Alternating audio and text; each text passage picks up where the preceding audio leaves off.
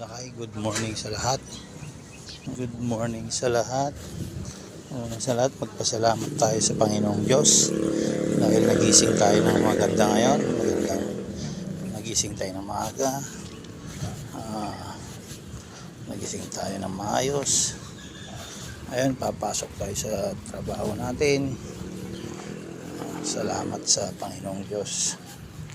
At sa mga kaibigan ko dyan, good morning, good morning. At tayo'y simula na ulit ng araw ng Biyernes, Huwebes ng trabaho.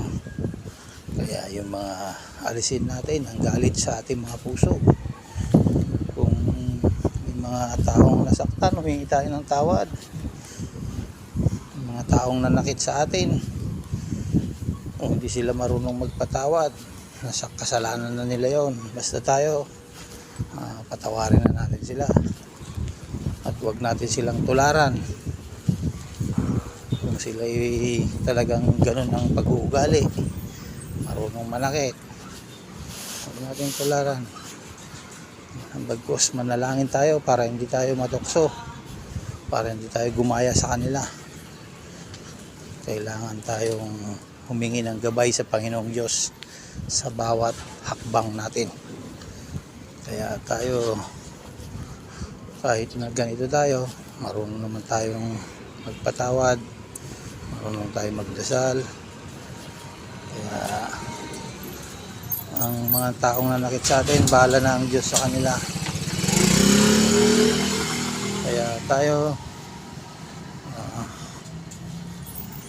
mabuti naman ang ating mga kalagayan, patuloy lang sa paglilingkod sa Panginoong Diyos, sa trabaho, at huwag makalimot magmanalangin.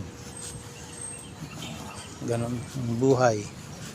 Lahat idulog natin lahat sa Panginoong Diyos yan. Siya nakakaalam. Sabi nga, yung bilang ng buhok natin, alam niya. Kaya alam niya rin ang mangyayari sa buhay natin. Kaya salamat tayo. God bless. Ingat kayo lagi and